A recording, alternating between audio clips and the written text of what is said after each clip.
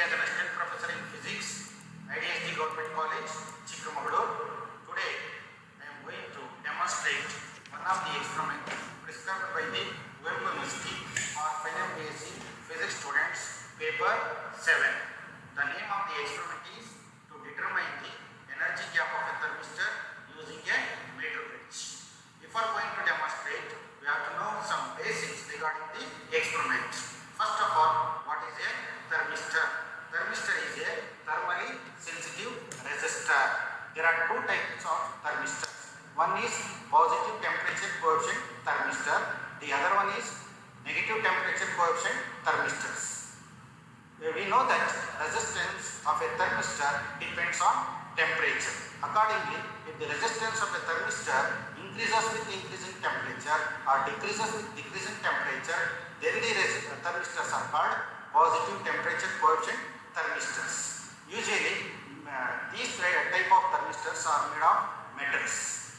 The other type of thermistors called negative temperature coefficient thermistors, the resistance of thermistor decreases with increase of temperature.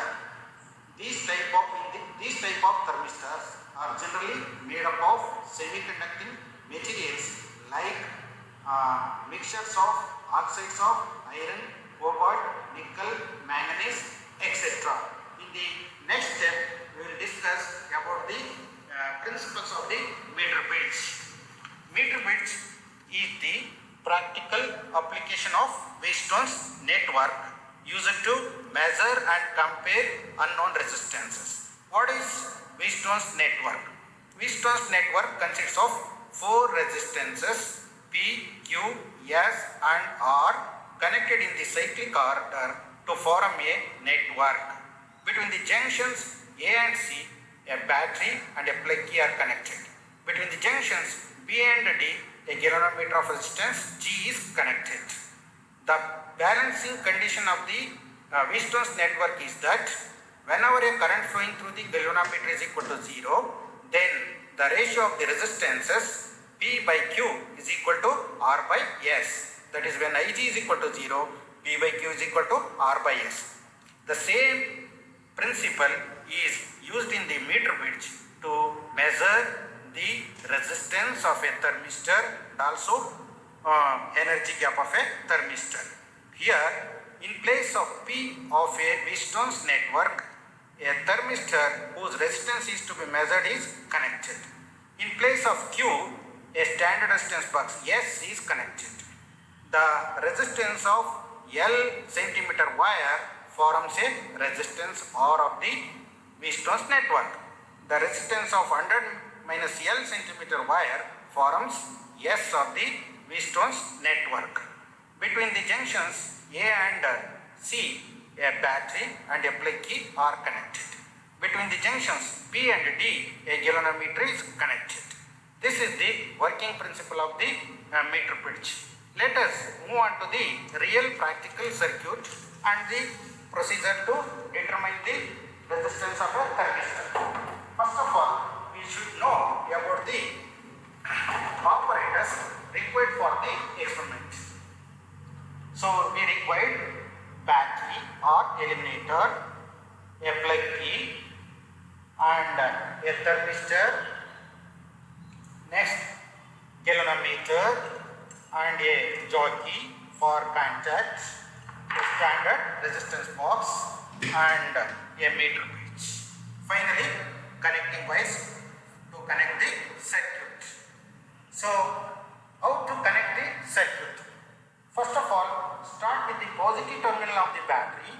A wire is connected to one end of the meter bridge, say A.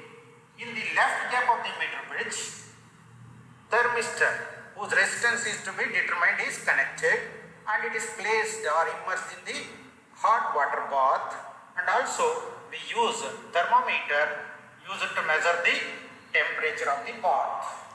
From this point, a wire is connected to one terminal of the galvanometer. The other terminal of the galvanometer is connected to a jockey which can be made contact on the meter bridge wire. In the right gap of the meter bridge, a standard resistance box is connected and let us unplug some resistance of about 20 or 25 ohm. From the other end of the meter bridge, say B, a wire is connected to one terminal of the plug key. Other terminal of the plug key is connected to negative terminal of the battery. This is the circuit connection. Before going to perform an experiment, let us check the correctness of the circuit by observing the opposite deflection in the galvanometer.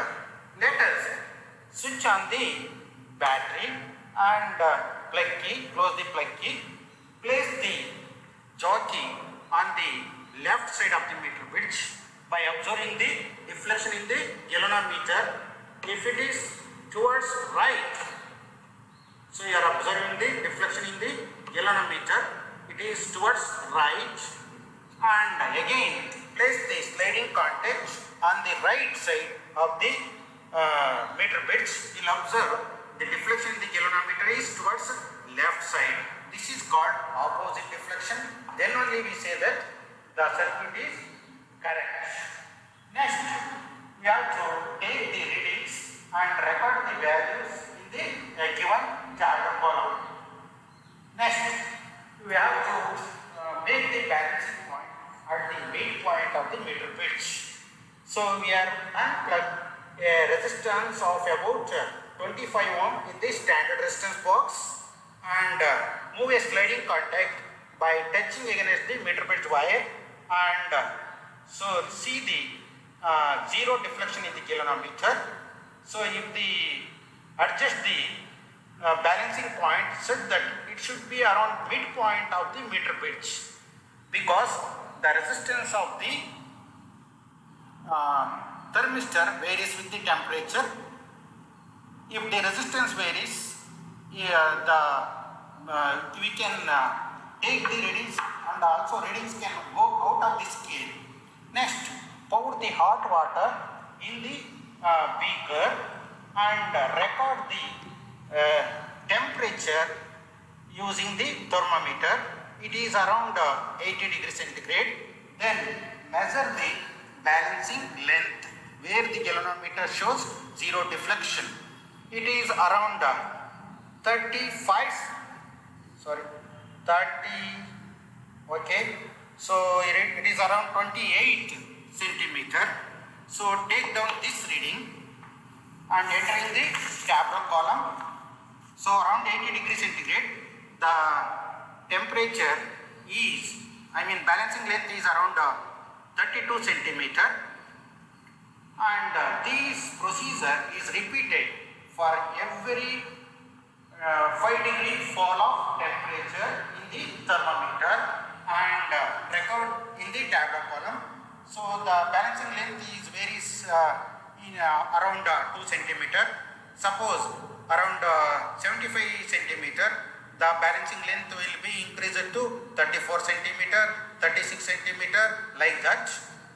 Then, so in the tabular column consists of temperature in degree centigrade. It can be converted into Kelvin by adding 273 Kelvin, and then balancing length in centimeter.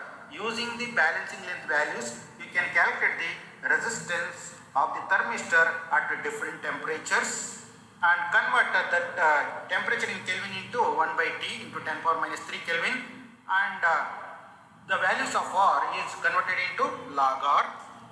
Finally, draw a graph of log R versus 1 by T. We will get a straight line.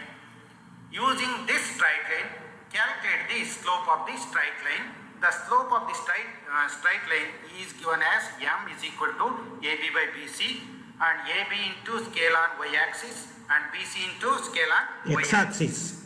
By calculating the slope, we can calculate finally the energy gap of a thermistor using the relation Eg is equal to 2.303 into 2 mK over 1.6 into 10 power minus 19 electron volt, where m is the slope of the graph and k is the Boltzmann's constant. Its value is 1.38 into 10 power minus 23 joule per Kelvin.